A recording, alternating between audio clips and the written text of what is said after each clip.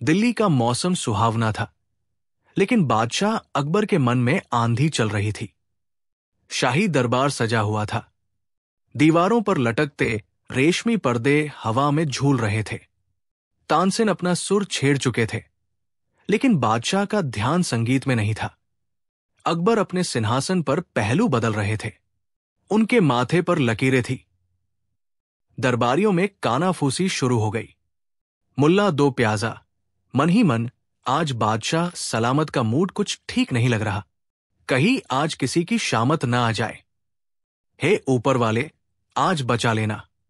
अचानक अकबर ने हाथ उठाया। संगीत रुक गया। दरबार में सन्नाटा छा गया। इतना सन्नाटा कि अगर सुई भी गिरे तो तलवार जैसी आवाज आए। अकबर ने कड़कती आवाज में कहा, बंद करो ये नाच गाना। आज मुझे मनोरंजन नहीं, ज्ञान चाहिए। सारे दरबारी सहम गए। अकबर ने अपनी शाही पगड़ी ठीक की और नवरत्नों की ओर देखा। मेरे मन में 3 सवाल हैं जो मुझे कल रात से सोने नहीं दे रहे। अगर मुझे इनका सही जवाब नहीं मिला तो आज दरबार का कोई भी वजीर घर नहीं जाएगा। दरबारियों के गले सूख गए। अकबर ने एक एक उंगली उठाते हुए सवाल दागे। पहला सवाल, खुदा, ईश्वर कहाँ रहता है? दूसरा सवाल, खुदा को कैसे देखा जा सकता है? तीसरा सवाल, खुदा आखिर करता क्या है? सवाल सुनकर दरबारियों के तोते उड़ गए। ये कोई आम सवाल नहीं थे। ये तो रूहानी और दार्शनिक सवाल थे। एक दरबारी ने हिम्मत करके कहा, जहां पनाह, खुदा तो जन्नत में रहता है। अकबर ने घूर कर देखा, तो क्या वो यहां नहीं है? अगर यहां नहीं है तो वो खुदा कैसा? और अगर यहां है तो दिखता क्यों नहीं? दरबारी चुप, उसकी बोलती बंद। पूरे दरबार में खामोशी थी। सिर्फ बीरबल अपनी जगह पर बैठे मंद मंद मुस्कुरा रहे थे। उनकी मुस्कान देख मुल्ला दो प्याजा को जलन हुई। उसने सोचा, आज मौका है बीरबल को फंसाने का। मुल्ला ने कहा, हुजूर, ये सवाल तो बहुत गहरे हैं। इनका जवाब तो सिर्फ अक्लमंद बीरबल ही दे सकते हैं। देखिए, वो कैसे मुस्कुरा रहे हैं, जैसे उन्हें सब पता हो। भाग 2, बीरबल की एंट्री और दूध का कटोरा। बादशाह की नजर बीरबल पर पड़ी। बीरबल, क्या तुम्हें मेरे सवालों का जवाब पता है? अकबर ने पूछा। बीरबल अपनी जगह से उठे, झुककर सलाम किया और बोले, जहां पनाह, सवाल बहुत उत्तम है, लेकिन जवाब देने से पहले मेरी एक छोटी सी गुजारिश है। क्या? अकबर ने पूछा। मुझे बहुत जोर की भूख लगी है। क्या मुझे एक कटोरा दूध मिल सकता है जिसमें खूब सारी शक्कर मिली हो? दरबारी हंस पड़े। लो, बादशाह खुदा को ढूंढ रहे हैं और बीरबल को दूध की पड़ी है। अकबर को भी गुस्सा आया। बीरबल, मैं संजीदा हूं और तुम मजाक कर रहे हो। बीरबल ने गंभीरता से कहा, नहीं हुजूर, दूध मंगवाइए। मेरे जवाब उसी दूध के कटोरे में छिपे हैं। मजबूरन बादशाह ने इशारा किया। एक नौकर चांदी के कटोरे में गाढ़ा, मलाईदार और मीठा दूध लेकर आया। बीरबल ने कटोरा हाथ में लिया, लेकिन उसे पिया नहीं। वो उसे बड़े गौर से देखने लगे। कभी कटोरे को हिलाते, कभी उसमें उंगली डालते, कभी उसे सूंघते। अकबर का सब्र अब टूटने लगा था। बीरबल, तुम दूध के साथ खेल क्यों रहे हो? पीते क्यों नहीं? बीरबल ने भोलेपन से कहा, जहां पनाह, मुझे रसोइये पर शक है। उसने कहा था कि दूध में शक्कर डाली है, लेकिन मुझे तो इसमें शक्कर कहीं दिखा ही नहीं दे रही। क्या आप देख पा रहे हैं? भाग 3, शक्कर का रहस्य। पहला जवाब। बादशाह झुंझला गए। बीरबल, कैसी पागलों वाली बात करते हो? शक्कर दूध में घुल चुकी है, वो दिखेगी थोड़ी, वो तो उसके कण-कण में समाई हुई है। बीरबल की आंखों में चमक आ गई। उन्होंने कटोरा मेज पर रखा और कहा, बस हुजूर, यही आपके पहले सवाल का जवाब है। पूरा दरबार हैरान। बीरबल ने समझाया, जैसे शक्कर दूध में मौजूद है, लेकिन न तो वो ऊपर तैरती है न नीचे बैठती है, बल्कि दूध के हर एक कतरे में घुली हुई है। ठीक वैसे ही खुदा इस दुनिया के कण-कण में मौजूद है। वो हर जगह है, लेकिन हमारी आंखों से ठीक वैसे ही ओझल है जैसे दूध में घुली हुई शक्कर। अकबर का गुस्सा शांत होने लगा। उनके चेहरे पर मुस्कान आ गई। वाह बीरबल, क्या खूब समझाया, लेकिन अभी 2 सवाल बाकी है। खुदा को देखा कैसे जाए? बीरबल ने कहा, हुजूर, इसके लिए मुझे दूध नहीं, दही चाहिए। भाग 4। दही, मथनी और मक्खन। दूसरा जवाब। दरबारियों को लगा कि बीरबल आज शाही रसोई का पूरा राशन खत्म करके ही मानेंगे।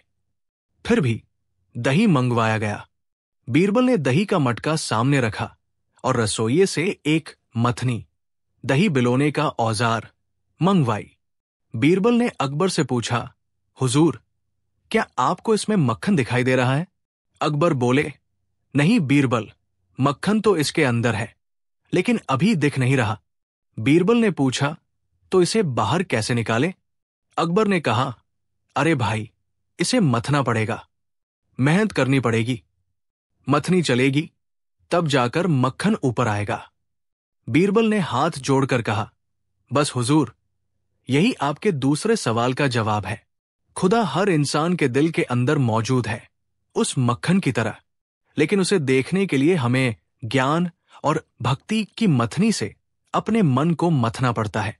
जब हम तपस्या और अच्छाई की मथनी चलाते हैं, तभी खुदा का रूप मक्खन की तरह उभर कर सामने आता है। बिना मथे तो मक्खन भी नहीं दिखता, फिर खुदा कैसे दिखेगा? दरबार में वाह वाह की गूंज उठने लगी। मुल्ला 2 प्याजा का मुंह छोटा हो गया। अकबर बेहद खुश हुए। अद्भुत बीरबल, अद्भुत, तुमने दूध और दही से इतना गहरा ज्ञान दे दिया। लेकिन अकबर की आवाज फिर गंभीर हो गई। तीसरा सवाल सबसे मुश्किल है। खुदा करता क्या है? इसका जवाब तुम कैसे दोगे? क्या अब तुम्हें खीर चाहिए? बीरबल हंसे, नहीं हुजूर, इस सवाल का जवाब मैं बोलकर नहीं दे सकता।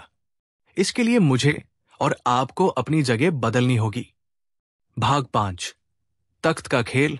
तीसरा और सबसे खतरनाक जवाब। दरबार में सन्नाटा छा गया। बादशाह की जगह बदलना, यह तो बगावत जैसा था। अकबर ने भौहें सिकोड़ी, क्या मतलब?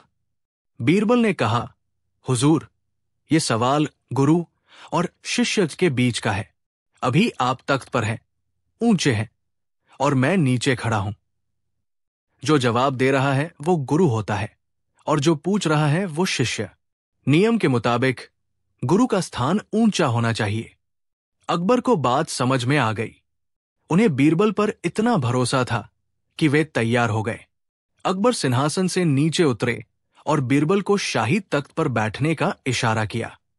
बीरबल बिना किसी डर के शान से सीढ़ियां चढ़े और हिंदुस्तान के तख्त पर बैठ गए। अकबर नीचे आम दरबारियों की तरह हाथ बांधकर खड़े हो गए। ये नजारा देखने लायक था। एक मामूली मंत्री तख्त पर और शहंशाह नीचे। बीरबल ने तख्त पर बैठकर कुछ पल तक अकबर की आंखों में देखा। फिर उन्होंने कड़क आवाज में कहा, विद्यार्थी अकबर, क्या तुमने अपना सवाल पूछा था? अकबर ने विनम्रता से कहा, जी गुरुवर, मेरा सवाल था कि खुदा करता क्या है? बीरबल ने मुस्कुराते हुए हाथ फैलाए और कहा, जहां पनाह, खुदा बस यही करता है। वो पल भर में राजा को रंक, फकीर बना देता है और रंक को राजा बना देता है। बीरबल ने आगे कहा, एक पल पहले आप तख्त पर थे और मैं नीचे। अब मैं तख्त पर हूं और आप नीचे। खुदा का काम यही है, किस्मत का पहिया घुमाना। वो किसी के भी नसीब को कभी भी बदल सकता है।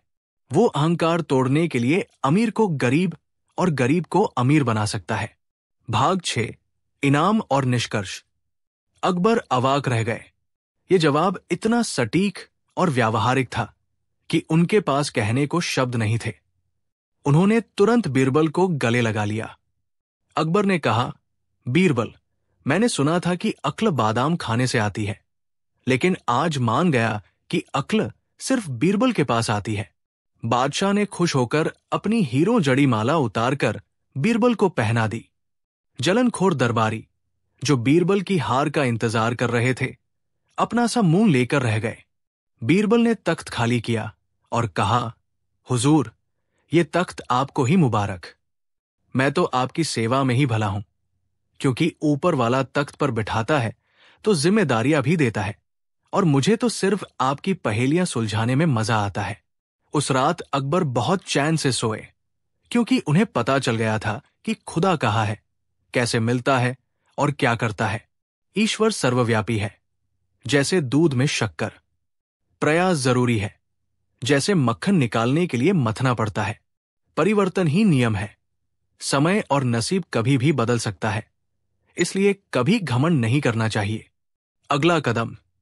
क्या आप ऐसी ही कोई और लंबी और मजेदार कहानी सुनना चाहेंगे, जैसे कि अकबर का सपना या बीरबल और स्वर्ग की यात्रा? इसमें भी बहुत ड्रामा है। भाग 1। बादशाह का अहंकार और दरबार की गर्मी। आगरा का किला। दोपहर का समय। गर्मी अपने शबाब पर थी।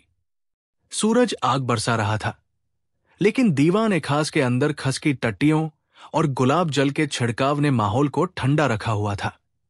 बादशाह जलालुद्दीन मोहम्मद अकबर अपने तख्त-ए-ताउस, मयूर सिंहासन पर विराजमान थे। आज बादशाह का मूड बहुत अजीब था। वे बार बार अपनी मूंछों पर ताव दे रहे थे और दरबारियों को ऐसे देख रहे थे जैसे बिल्ली कबूतरों को देखती है। अकबर के मन में आज एक अजीब सा अहंकार जाग गया था। उन्होंने सोचा, ये पूरा हिंदुस्तान मेरे इशारे पर चलता है। मैं जिसे चाहूं जीवन दूं, जिसे चाहूं मृत्यु।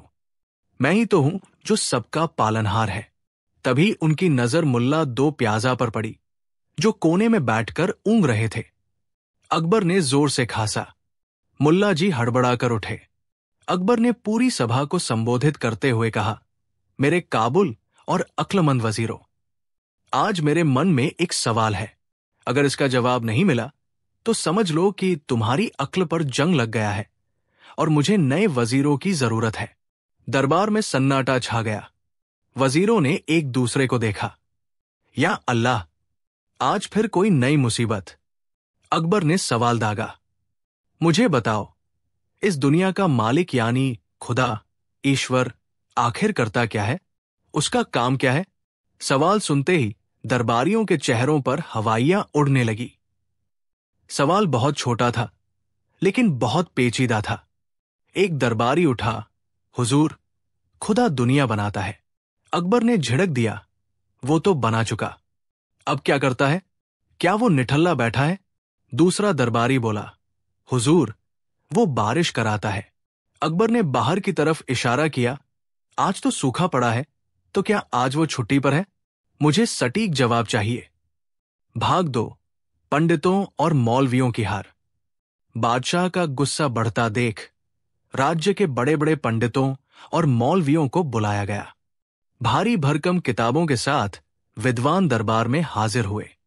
एक मौलवी ने कहा, जहां पनाह, खुदा इंसान के गुनाहों का हिसाब रखता है। अकबर ने पूछा, सिर्फ हिसाब रखता है या कुछ और भी करता है?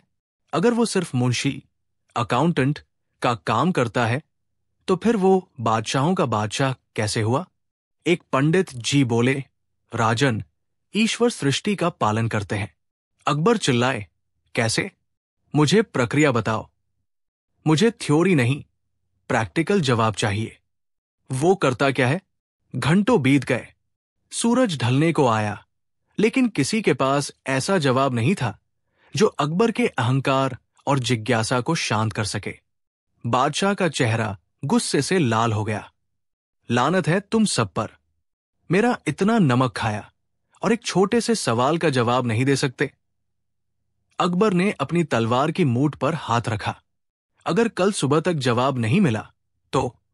तभी दरबार के मुख्य द्वार से एक आवाज आई, आदाब, जहां पनाह। भाग 3। बीरबल की ग्रैंड एंट्री। सफेद अंगरखा, रंगीन पगड़ी और होठों पर पान की लाली के साथ बीरबल दरबार में दाखिल हुए। उनकी चाल में एक गजब की बेफिक्री थी। अकबर ने राहत की सांस ली, लेकिन गुस्सा अभी भी था। बीरबल, तुम कहाँ थे? यहां पूरा दरबार मेरे सवाल के नीचे दब कर मर रहा है। बीरबल ने मुस्कुराते हुए कहा, हुजूर, मैं शहर का जायजा ले रहा था। सुना है आज आपने कोई बहुत भारी सवाल पूछ लिया है। अकबर ने कहा, हाँ बीरबल, मुझे बताओ, खुदा क्या करता है? बीरबल हंसे, बस इतना सा सवाल? हुजूर, ये सवाल तो मेरे गांव का एक छोटा बच्चा भी बता देगा। इसके लिए आपने इन विद्वानों को क्यों परेशान किया? अकबर हैरान रह गए। क्या, बच्चा भी बता देगा? तो बताओ। बीरबल ने गंभीर होते हुए कहा, जहां पनाह, जवाब तो मेरे पास है। लेकिन क्या? अकबर ने पूछा। लेकिन हुजूर, ये सवाल ज्ञान का है और ज्ञान के कुछ नियम होते हैं। आप इस समय पूछने वाले हैं और मैं बताने वाला, यानी इस वक्त आप शिष्य हैं और मैं गुरु टी। अकबर ने कहा, हां तो? बीरबल ने आंखों में आंखें डालकर कहा, तो नियम यह कहता है कि गुरु का स्थान ऊंचा होना चाहिए और शिष्य का नीचा। आप सिंहासन पर बैठकर सवाल पूछ रहे हैं और मैं नीचे खड़ा होकर जवाब दे रहा हूं। यह तो विद्या का अपमान है। ऐसे माहौल में सरस्वती या इल्म जुबान पर नहीं आता। भाग 4, तख्त का खेल, दी गेम ऑफ थ्रोन्स। दरबार में भूचाल आ गया। मुल्ला दो प्याजा के कान खड़े हो गए। उसने सोचा, बस आज बीरबल गया। उसने बादशाह को सिंहासन से उतरने को कहा है। अकबर की भौहें तंग गई। बीरबल, तुम होश में तो हो? तुम चाहते हो कि हिंदुस्तान का शहंशाह तुम्हारे लिए गद्दी छोड़ दे? बीरबल ने शांत भाव से कहा, हुजूर, ये आपकी मर्जी है। अगर आपको जवाब चाहिए तो नियम मानना होगा, वरना मैं चला घर। मेरी बीवी ने बैंगन का भरता बनाया है, ठंडा हो रहा होगा। अकबर की जिज्ञासा, क्यूरियोसिटी, उनके अहंकार से बड़ी थी। उन्हें जवाब हर हाल में चाहिए था। अकबर ने एक गहरी सांस ली और खड़े हो गए। ठीक है बीरबल, मैं तुम्हारी शर्त मानता हूं। अकबर धीरे धीरे शाही सीढ़ियां उतरकर नीचे आए और वजीरों की कतार में खड़े हो गए। उन्होंने बीरबल की तरफ इशारा किया, जाओ बैठो तख्त पर और अब जवाब दो। बीरबल शान से आगे बढ़े। उन्होंने अपनी जूतियां उतारी और शाही मयूर सिंहासन की सीढ़ियां चढ़ने लगे। पूरा दरबार सांस रोके देख रहा था।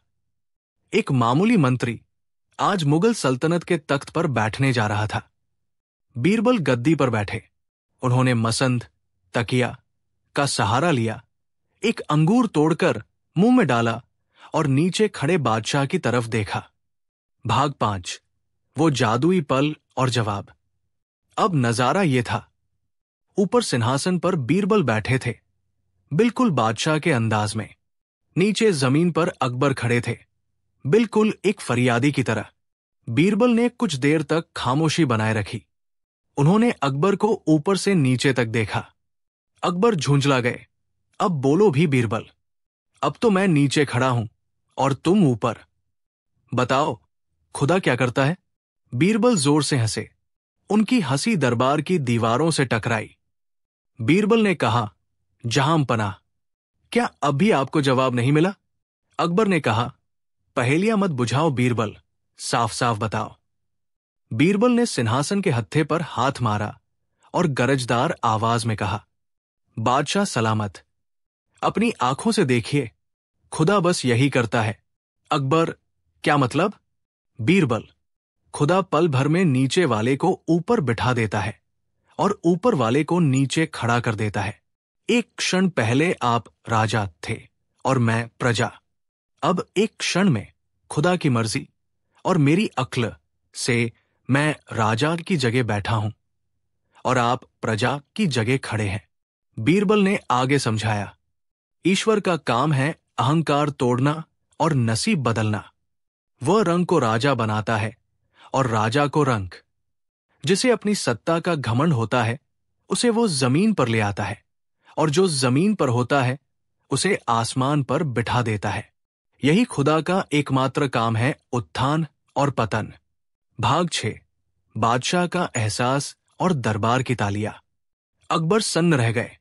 उन्हें लगा जैसे किसी ने अंधेरे कमरे में मशाल जला दी हो। उनका अहंकार, जो दोपहर से उफान पर था, एक पल में पिघल गया। उन्होंने महसूस किया कि वाकई सत्ता और ताकत तो बस ऊपर वाले के हाथ में है, इंसान तो बस कठपुतली है। अकबर के चेहरे पर एक रूहानी मुस्कान आ गई। वाह बीरबल, वाह! अकबर चिल्लाए। बादशाह सीढ़ियां चढ़कर ऊपर आए। बीरबल ने तुरंत गद्दी छोड़ी और झुककर अदब किया। अकबर ने बीरबल को गले लगा लिया। तुमने न सिर्फ मेरे सवाल का जवाब दिया, बल्कि मेरी आंखें भी खोल दी। आज तुमने मुझे अपनी जगह, औकात दिखा दी। मुल्ला दो प्याजा और बाकी जलने वाले दरबारी, जो बीरबल की मौत का तमाशा देखने के लिए तैयार थे, अपना सा मुंह लेकर रह गए। अकबर ने घोषणा की, आज से बीरबल को शहंशाह-ए-अक्ल, बुद्धि का बादशाह का खिताब दिया जाता है, और इनाम में जिस गांव की जागीर बीरबल मांगेंगे वो उन्हें दी जाएगी। बीरबल ने मुस्कुराते हुए कहा, हुजूर, जागीर रहने दीजिए, बस वो बैंगन का भरता खाने की इजाजत दे दीजिए, वरना घर पर दूसरी जंग शुरू हो जाएगी। और इस तरह एक बार फिर बीरबल ने साबित कर दिया कि तलवार की धार से ज्यादा तेज दिमाग की धार होती है। इस दुनिया में कुछ भी स्थायी नहीं है। ऊंच नीच, अमीर गरीब, राजा रंक, ये सब ईश्वर के हाथ का खेल है। इसलिए जब आप ऊंचाई पर हो तो घमंड न करें, क्योंकि खुदा आपको कभी भी नीचे उतार सकता है। और जब आप नीचे हो तो निराश न हो, क्योंकि वो आपको कभी भी ऊपर उठा सकता है। महागाथा, डरपोक सिपाही और शेर का शिकार। शेर सिंह की दहाड़ जो सिर्फ बातों में थी। आगरा की शाही छावनी, शाम का वक्त था। सिपाही अपनी ड्यूटी खत्म करके अलाव, बॉनफायर के चारों ओर बैठे थे। बीच में एक हट्टा कट्टा आदमी बैठा था, जिसकी मूंछें दोनों तरफ कानों को छू रही थी। उसका नाम था शेर सिंह। नाम शेर सिंह था, लेकिन दिल चूहे जैसा था। मगर उसकी बातें, ओहो, बातें ऐसी कि जैसे उसने अकेले ही पूरे हिंदुस्तान को बचा रखा हो। शेर सिंह अपनी मूंछों पर ताव देते हुए बोला, अरे भाइयों, तुम लोग कल के युद्ध की बात करते हो? अरे, मेरे लिए तो वो बच्चों का खेल है। परसों जब मैं जंगल से गुजर रहा था तो दो आदमखोर बाघ मेरे सामने आ गए। सिपाही हैरान होकर बोले, दो बाघ? फिर क्या हुआ शेर सिंह भाई? शेर सिंह ने छाती चौड़ी की। होना क्या था? मैंने एक बाघ की पूंछ पकड़ी और दूसरे बाघ को दे मारी। दोनों के सिर आपस में टकराए और वही ढेर हो गए। मैंने तो अपनी तलवार भी म्यान से नहीं निकाली। वाह वाह! सारे सिपाही तालियां बजाने लगे। शेर सिंह की शेखी का गुब्बारा फूलता जा रहा था। उसी भीड़ में भेष बदलकर बीरबल भी बैठे थे। वो सिपाहियों का हाल जानने आए थे। बीरबल ने शेर सिंह की आंखों में देखा। वहां वीरता नहीं, बल्कि झूठ तैर रहा था। बीरबल समझ गए, ये सिर्फ गरजने वाला बादल है, बरसने वाला नहीं। तभी अचानक अलाव की लकड़ी चटकी। पट! आवाज सुनते ही वीर शेर सिंह उछलकर अपने साथी की गोद में जा गिरे। अरे मैया, क्या था वो? तोप चल गई क्या? सिपाही हंसे। अरे नहीं भाई, वो तो लकड़ी चटकी थी। शेर सिंह ने झेंपते हुए खुद को संभाला। हाँ, मैं तो बस अपनी फुर्ती चेक कर रहा था। सतर्क रहना चाहिए ना। बीरबल मंद मंद मुस्कुराए और वहां से चले गए। उनके दिमाग में एक खिचड़ी पकनी शुरू हो गई थी। भाग दो, बादशाह की परेशानी और डाकू गब्बर। अगले दिन दरबार लगा। बादशाह अकबर बहुत चिंतित थे। बीरबल, हमारे पश्चिमी इलाके में डाकू गब्बर खान का आतंक बहुत बढ़ गया है। कल रात उसने हमारे शाही खजाने की एक गाड़ी लूट ली। मुझे वहां भेजने के लिए मेरा सबसे बहादुर सिपाही चाहिए। ऐसा सिपाही जो मौत से भी न डरता हो। सेनापति आगे आए। जहां पनाह, हमारे पास कई वीर हैं। दिलावर खान, शमशेर अली। तभी बीरबल ने बीच में टोका, माफी हुजूर, ये सब तो अच्छे सिपाही हैं, लेकिन डाकू गब्बर जैसे खूंखार आदमी को पकड़ने के लिए हमें किसी महायोद्धा की जरूरत है, और मेरी नजर में एक ऐसा हीरा है। अकबर की आंखें चमकी। कौन है वो? बीरबल ने गंभीरता से कहा, उसका नाम है शेर सिंह। मैंने कल रात ही उसके कारनामे सुने हैं। वो बिना तलवार के 2-2 बाघों को मार देता है। डाकू गब्बर तो उसके लिए चींटी जैसा होगा। अकबर खुश हो गए। तुरंत शेर सिंह को पेश किया जाए। भाग 3। शेर सिंह की हालत पतली। जब शेर सिंह को शाही फरमान मिला कि बादशाह ने उसे याद किया है, तो उसे लगा कि शायद इनाम मिलने वाला है। वो सीना तान कर दरबार में पहुंचा। अकबर ने उसे ऊपर से नीचे तक देखा। सुना है तुम बहुत बहादुर हो? शेर सिंह गर्व से, जी हुजूर। दुश्मन मेरी मूंछ देखकर ही रास्ता बदल लेते हैं। अकबर, शाबाश। तो हमने तय किया है कि तुम आज रात ही काली घाटी जाओगे और डाकू गब्बर खान को जिंदा या मुर्दा पकड़कर लाओगे। अकेले। काली घाटी और अकेले शब्द सुनते ही शेर सिंह का खून पानी बन गया। उसके पैरों तले जमीन खिसक गई। उसने हकलाते हुए कहा, जी जी। अकेले? हुजूर, वो मेरी तलवार की धार आज थोड़ी कम है और आज मंगलवार है। मेरी मां कहती है आज लड़ाई नहीं करनी चाहिए। बीरबल ने मुस्कुराते हुए कहा, अरे शेर सिंह, तुम तो बाघों को पूंछ से नचाते हो। तलवार की क्या जरूरत? जाओ, बादशाह का हुक्म है। बेचारा शेर सिंह क्या करता? हां, कहता तो मौत, ना कहता तो बादशाह की तलवार से मौत। मरता क्या न करता, उसने हामी भर दी। भाग 4। खौफनाक काली घाटी और कांपता सिपाही। रात का समय, अमावस की रात। काली घाटी में सन्नाटा इतना था कि अपनी सांसों की आवाज भी डरावनी लग रही थी। उल्लू बोल रहे थे, हूं। शेर सिंह अपने घोड़े पर सवार था, लेकिन घोड़ा कम और शेर सिंह ज्यादा कांप रहा था। हे भगवान, हे मेरी अम्मा, मुझे कहां फंसा दिया इस बीरबल ने। अगर आज बच गया तो कसम से फौज की नौकरी छोड़ दूंगा और हलवाई बन जाऊंगा। हर पेड़ उसे भूत लग रहा था, हर झाड़ी उसे डाकू लग रही थी। डर के मारे उसे जोर की प्यास लगी। वो घोड़े से उतरा और पास के एक तालाब की तरफ बढ़ा। तभी झाड़ियों में हलचल हुई। सरसर। शेर सिंह की जान हलक में आ गई। कौन है? मत आना। मेरे पास, मेरे पास। बहुत डर है। असल में वो डाकू गब्बर का ही इलाका था। गब्बर के 2 साथी वहां पहरा दे रहे थे। उन्होंने देखा कि एक शाही सिपाही वहां खड़ा है। डाकू एक, लगता है जासूस है। इसे पकड़कर सरदार के पास ले चलते हैं। शेर सिंह ने जैसे ही 2 काले साए अपनी तरफ आते देखे, उसकी घिघी बंध गई। वो भागने के लिए पलटा, लेकिन धोती में पैर उलझ गया और वो धड़ाम से गिर पड़ा। गिरते गिरते उसका सिर एक बड़े पत्थर से टकराया, लेकिन बेहोश होने से पहले उसके हाथ में एक भारी पेड़ की डाल आ गई। डर के मारे उसने वो डाल हवा में बिना देखे ही घुमा दी। ठाक!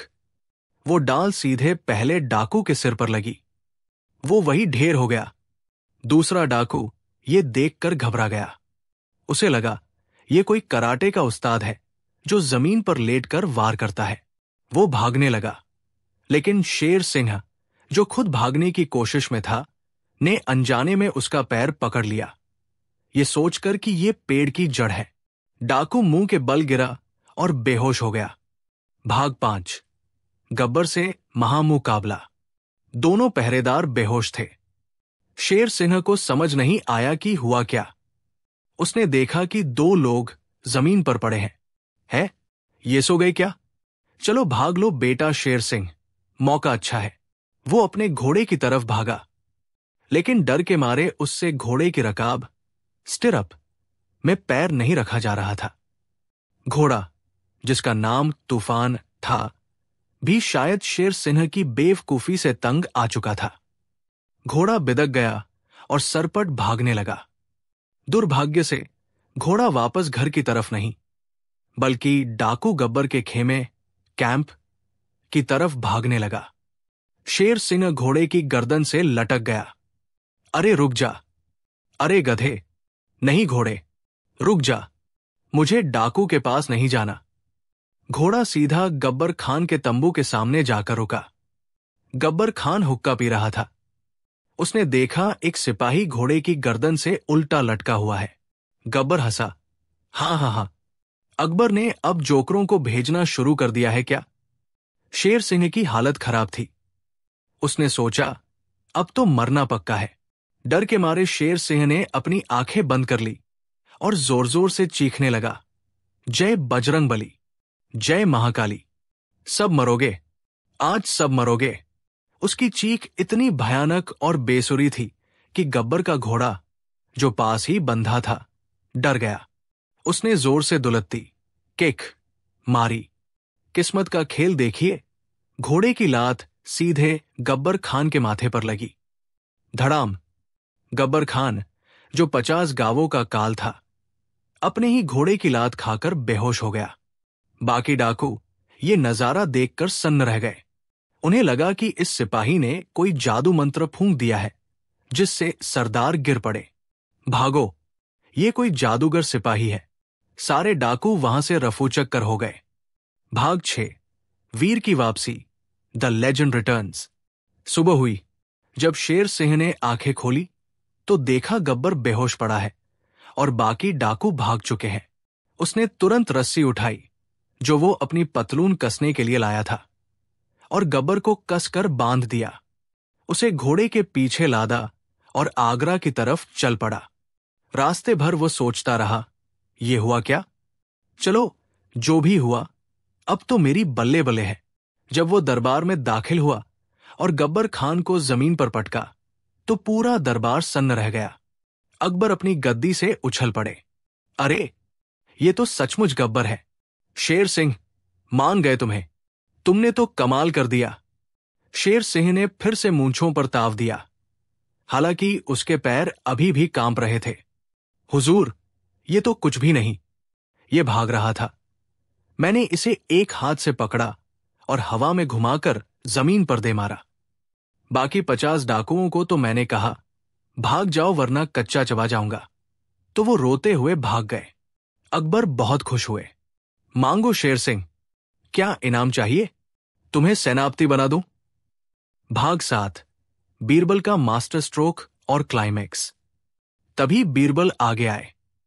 वो सब समझ रहे थे, क्योंकि उन्होंने शेर सिंह के घोड़े की नाल में एक जासूसी यंत्र। नहीं, बस बीरबल को पता था कि ये आदमी इतना बहादुर नहीं हो सकता। बीरबल बोले, हुजूर, शेर सिंह की वीरता को देखते हुए मैं एक प्रस्ताव रखता हूं। शेर सिंह खुश होकर, क्या बीरबल जी? बीरबल, हमारे उत्तरी सीमा पर खूंखार कबीले ने हमला किया है। वहां 5000 दुश्मन हैं। चूंकि शेर सिंह 50 डाकुओं को अकेले भगा सकता है, तो 5000 दुश्मन इसके लिए क्या चीज है? इसे कल ही वहां का अकेला रक्षक बनाकर भेज दिया जाए। ये सुनते ही शेर सिंह की आंखों के सामने अंधेरा छा गया। 5000 दुश्मन अकेले? वो धड़ाम से अकबर के पैरों में गिर पड़ा। हुजूर, मुझे माफ कर दीजिए, मैं कोई वीर नहीं हूं। ये गब्बर तो घोड़े की लात से बेहोश हुआ था। मैं तो रास्ता भटक गया था। मुझे सेनापति नहीं बनना। मुझे तो मेरे गांव वापस जाना है। मुझे हलवाई की दुकान खोलनी है।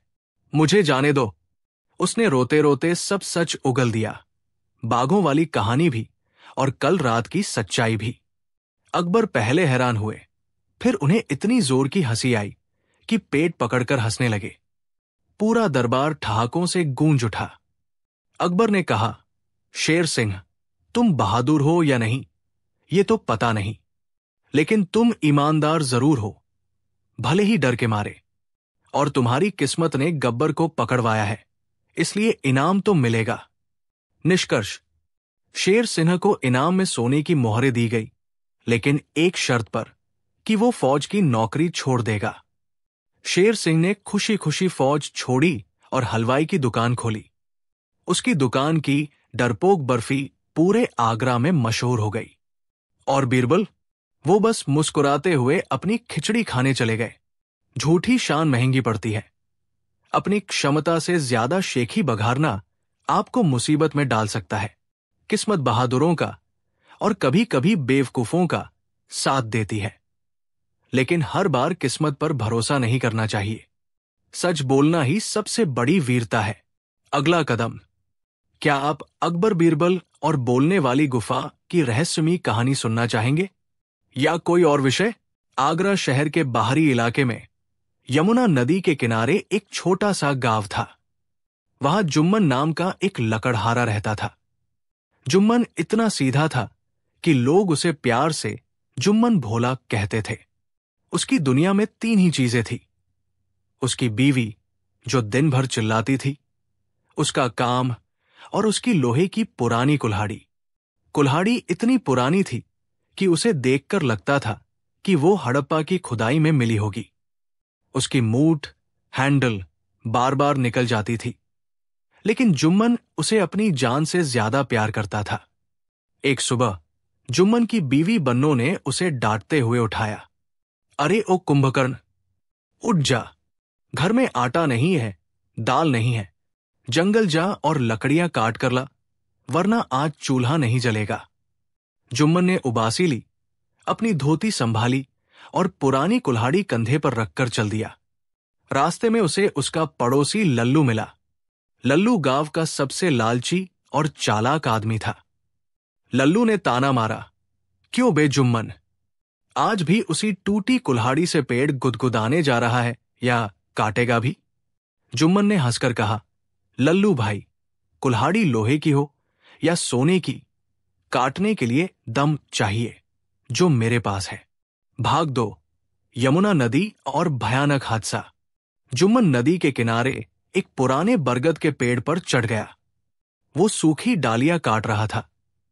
सूरज सिर पर था, पसीना बह रहा था। जुम्मन ने जोर से कुल्हाड़ी चलाई, खटाक। लेकिन हाय रे किस्मत, कुल्हाड़ी का लोहे वाला हिस्सा लकड़ी की मूठ से निकल गया और हवा में उड़ता हुआ सीधा नीचे गहरी यमुना नदी में जा गिरा। छपाक।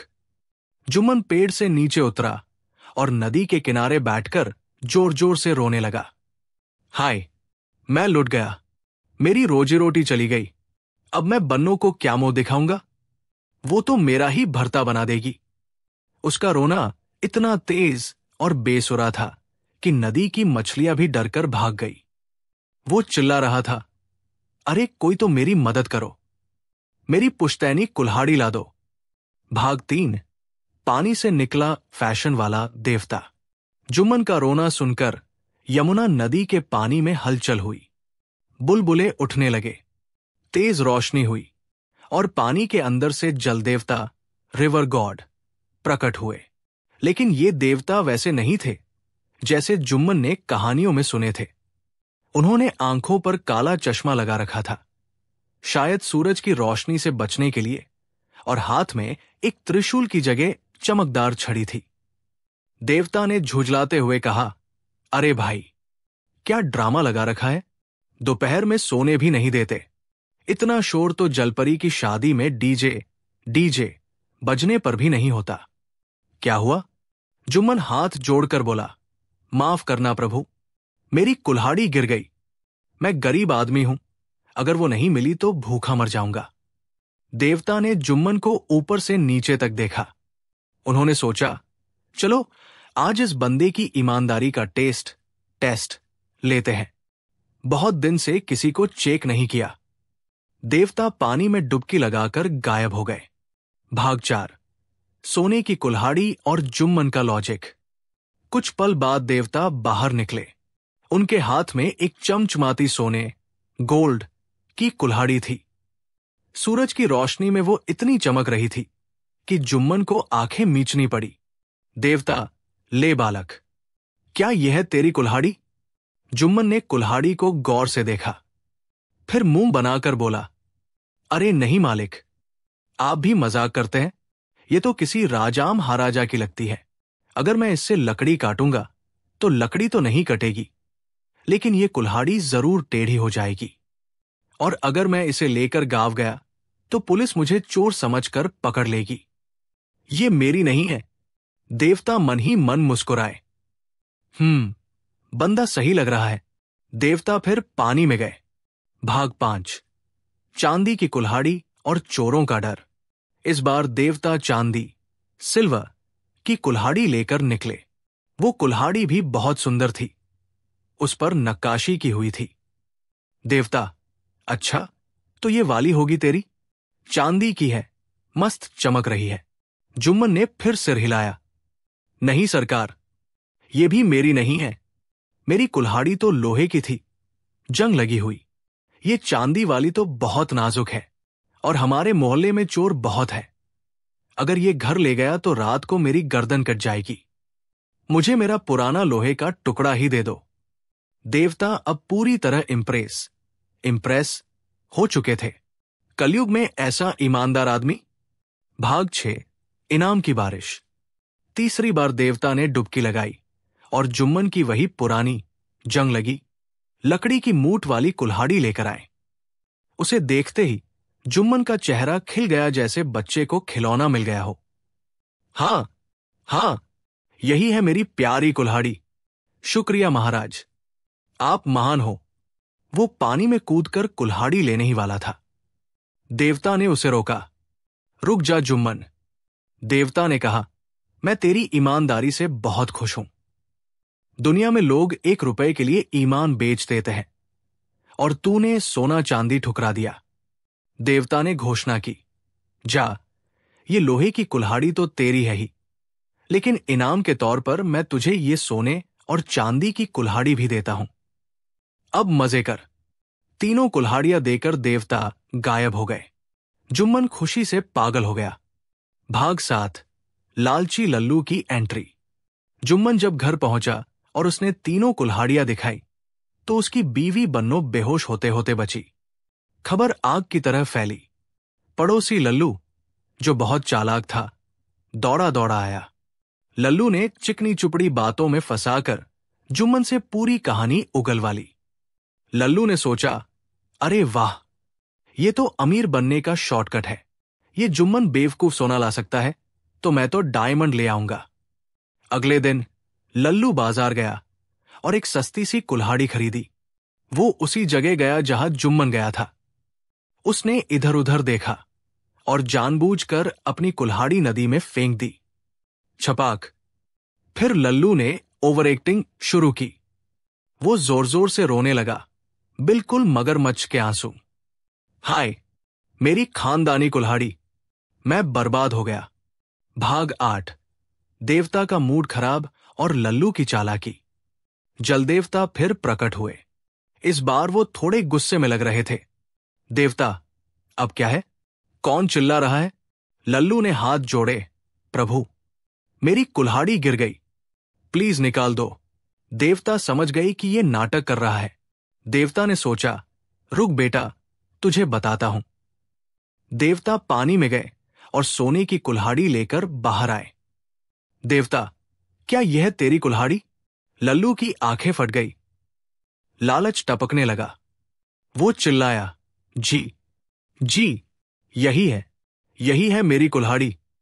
बचपन से मैं इसी से खेलता था, मतलब लकड़ी काटता था।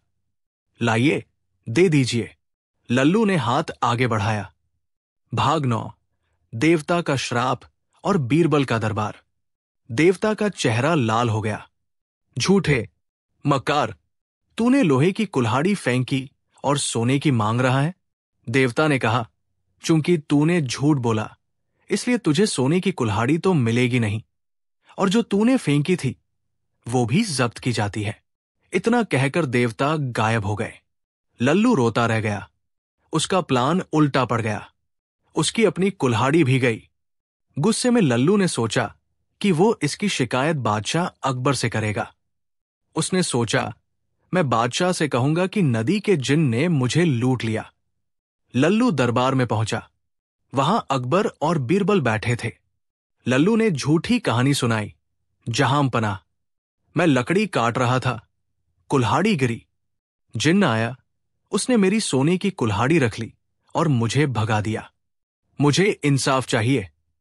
अकबर ने बीरबल की तरफ देखा। बीरबल, नदी के जिन्न पर मुकदमा कैसे चलाएं?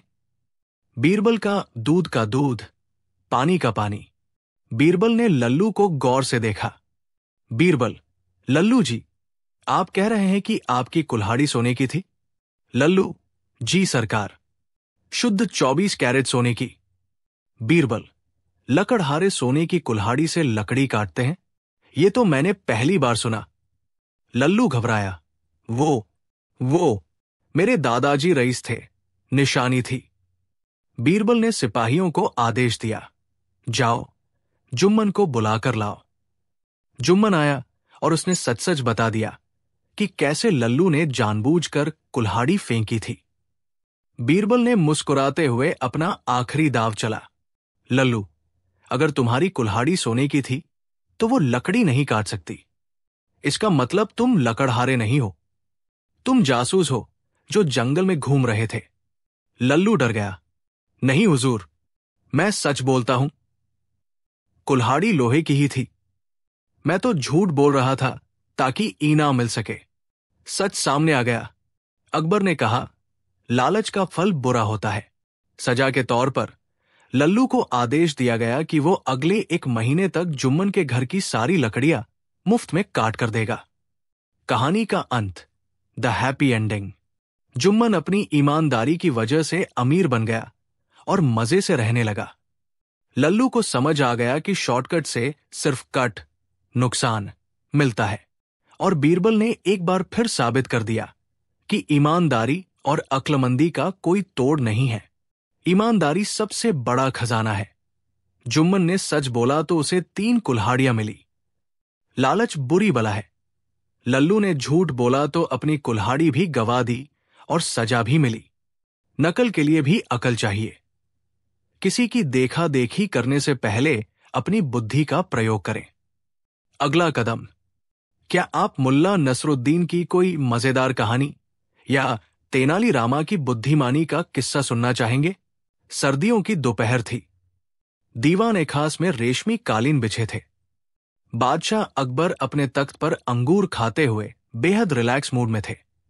उनके सामने दुनिया के नक्शे रखे थे। अकबर ने नक्शे पर उंगली फिराते हुए गर्व से कहा, बीरबल, देखो, काबुल से लेकर बंगाल तक और कश्मीर से लेकर दक्षिण तक सब जगह मेरा हुक्म चलता है। अगर मैं कहूं दिन तो लोग दिन कहेंगे, अगर मैं कहूं रात तो लोग चिराग जला लेंगे।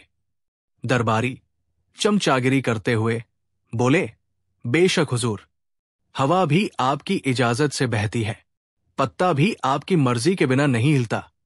अकबर का सीना 56 इंच का हो गया। उन्होंने बीरबल की तरफ देखा जो चुपचाप मुस्कुरा रहे थे। अकबर, बीरबल, तुम चुप क्यों हो? क्या तुम्हें लगता है कि इस दुनिया में कोई ऐसा है जो मेरी बात टाल सकता है या मुझे हरा सकता है? बीरबल ने अदब से कहा, गुस्ताखी माफ हुजूर, लेकिन ये हवा और पत्ते वाली बात थोड़ी ज्यादा हो गई। दुनिया में एक चीज ऐसी है जिस पर आपका, मेरा या किसी भी बादशाह का जोर नहीं चलता। अकबर, गुस्से में, क्या ऐसी कौन सी चीज है? क्या वो कोई पड़ोसी मुल्क का राजा है या कोई बागी सरदार? बीरबल, नहीं हुजूर, वो है एक छोटा सा जिद्दी बच्चा। आप पूरी दुनिया को हरा सकते हैं, लेकिन एक रोते हुए बच्चे को नहीं हरा सकते। बालहट, बच्चे की जिद के आगे बड़े बड़े सिंहासन डोल जाते हैं। अकबर जोर से हंसे, हा हा हा, बीरबल, तुम सठिया गए हो। मैं हिंदुस्तान का शहंशाह हूं। एक पिद्दी सा बच्चा मेरा क्या बिगाड़ लेगा? मैं उसे खिलौने दूंगा, वो चुप हो जाएगा। मैं उसे डांटूंगा, वो डर जाएगा। इसमें कौन सी बड़ी बात है? बीरबल ने चुनौती दी, तो फिर शर्त लग जाए। अकबर, मंजूर है। कल तुम एक बच्चे को दरबार में लाओ। मैं साबित कर दूंगा कि मैं उसे भी कंट्रोल कर सकता हूं। भाग 2, नन्हे तूफान की एंट्री। अगले दिन दरबार खचाखच भरा था। सबको पता था कि आज बादशाह बनाम बच्चा का मुकाबला है। बीरबल दरबार में दाखिल हुए। उनकी गोद में एक 3 से 4 साल का गोलमटोल बच्चा था। बच्चे का नाम था बंटी। बंटी देखने में बहुत प्यारा था। उसकी गालों पर डिंपल पड़ते थे, लेकिन उसकी आंखों में एक शैतानी चमक थी जिसे सिर्फ बीरबल देख पा रहे थे। बीरबल ने बच्चे को तख्त के पास उतार दिया। बीरबल, हुजूर, ये मेरा दूर का भतीजा है। आज ये आपका मेहमान है और आप इसके देखभाल करने वाले। शर्त यह है कि ये रोना नहीं चाहिए और इसकी हर मांग पूरी होनी चाहिए। अकबर तख्त से नीचे उतरे। उन्होंने बच्चे को देखा। बच्चा अपनी नाक में उंगली डालकर बादशाह को घूर रहा था।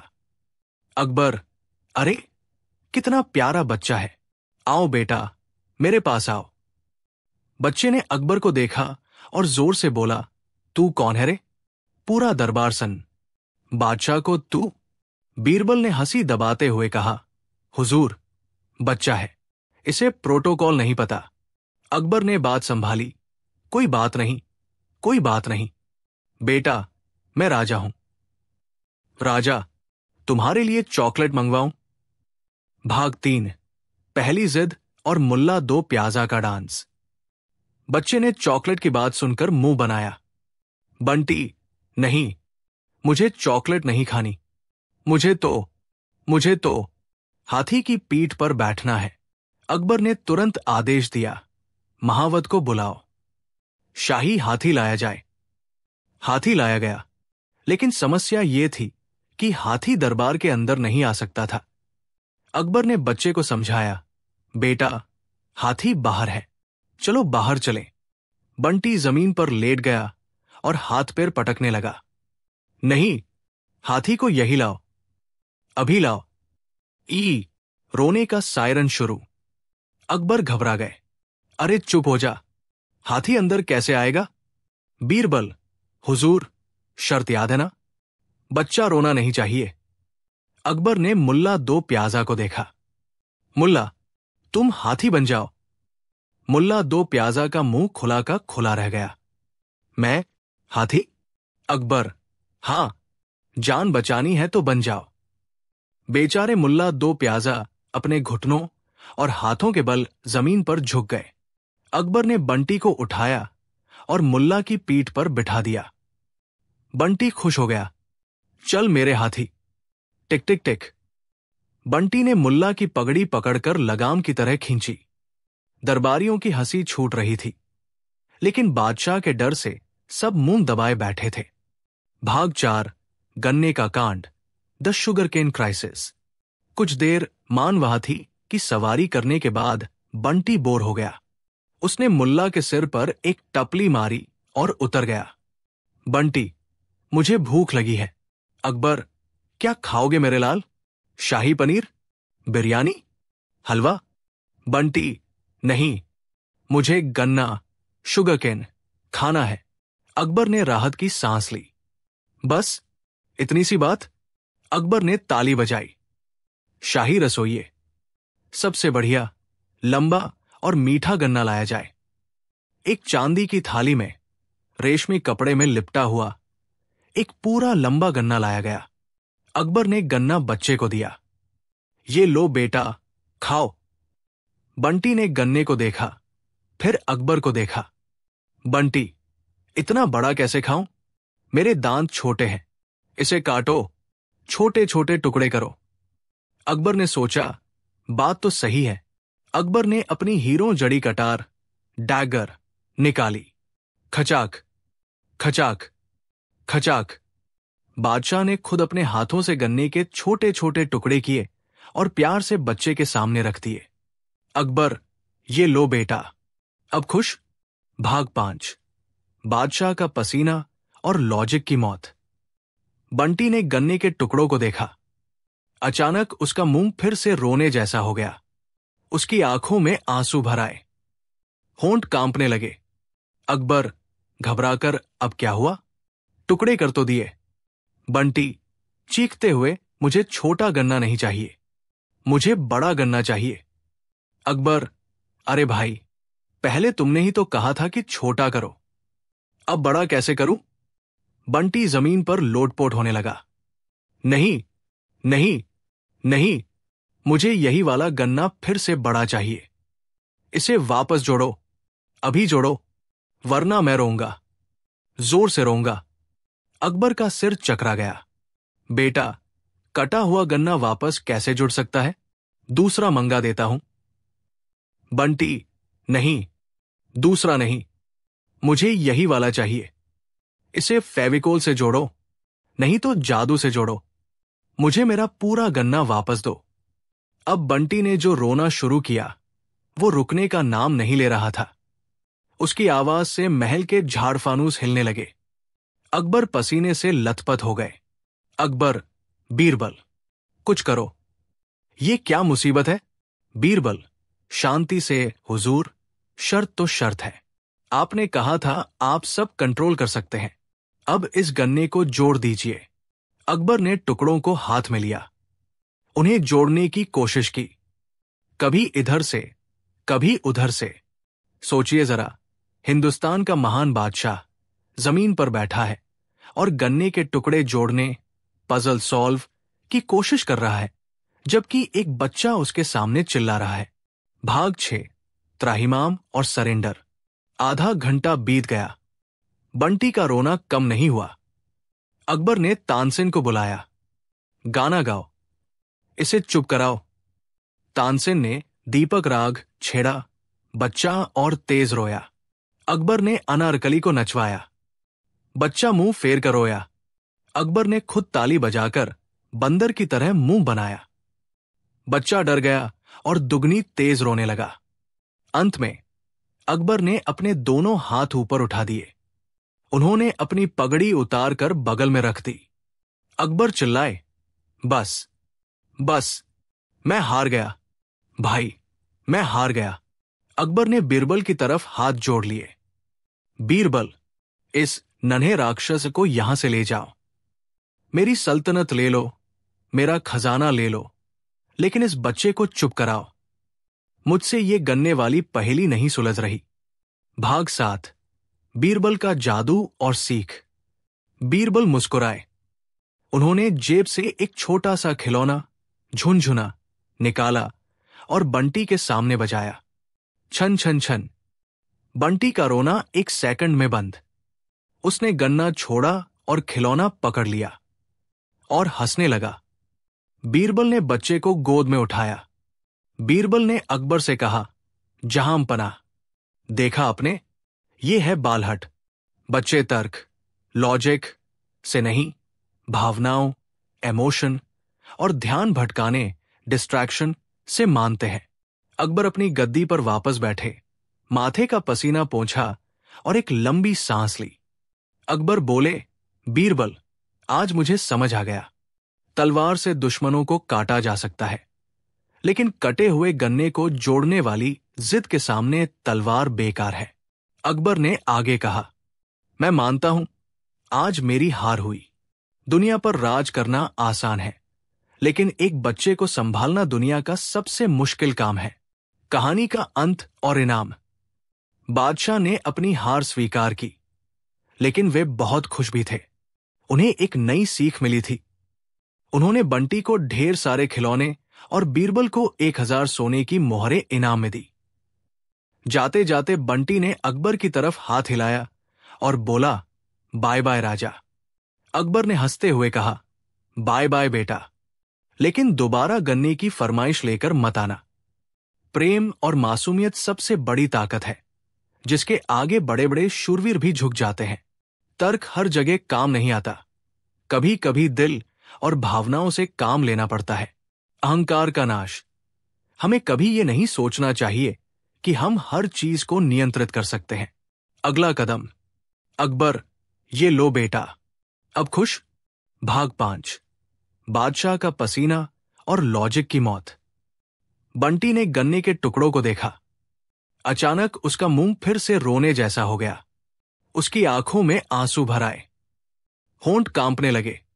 अकबर घबराकर, अब क्या हुआ? टुकड़े कर तो दिए। बंटी चीखते हुए, मुझे छोटा गन्ना नहीं चाहिए, मुझे बड़ा गन्ना चाहिए। अकबर, अरे भाई, पहले तुमने ही तो कहा था कि छोटा करो, अब बड़ा कैसे करूं? बंटी जमीन पर लोटपोट होने लगा। नहीं नहीं नहीं, मुझे यही वाला गन्ना फिर से बड़ा चाहिए। इसे वापस जोड़ो, अभी जोड़ो, वरना मैं रोऊंगा, जोर से रोऊंगा। अकबर का सिर चकरा गया। बेटा, कटा हुआ गन्ना वापस कैसे जुड़ सकता है? दूसरा मंगा देता हूं। बंटी नहीं, दूसरा नहीं, मुझे यही वाला चाहिए। इसे फेविकोल से जोड़ो, नहीं तो जादू से जोड़ो। मुझे मेरा पूरा गन्ना वापस दो। अब बंटी ने जो रोना शुरू किया वो रुकने का नाम नहीं ले रहा था। उसकी आवाज से महल के झाड़ फानूस हिलने लगे। अकबर पसीने से लथपथ हो गए। अकबर, बीरबल, कुछ करो। ये क्या मुसीबत है? बीरबल शांति से, हुजूर, शर्त तो शर्त है। आपने कहा था आप सब कंट्रोल कर सकते हैं। अब इस गन्ने को जोड़ दीजिए। अकबर ने टुकड़ों को हाथ में लिया, उन्हें जोड़ने की कोशिश की, कभी इधर से, कभी उधर से। सोचिए जरा, हिंदुस्तान का महान बादशाह जमीन पर बैठा है और गन्ने के टुकड़े जोड़ने, पजल सॉल्व की कोशिश कर रहा है, जबकि एक बच्चा उसके सामने चिल्ला रहा है, भाग 6, त्राहिमाम और सरेंडर।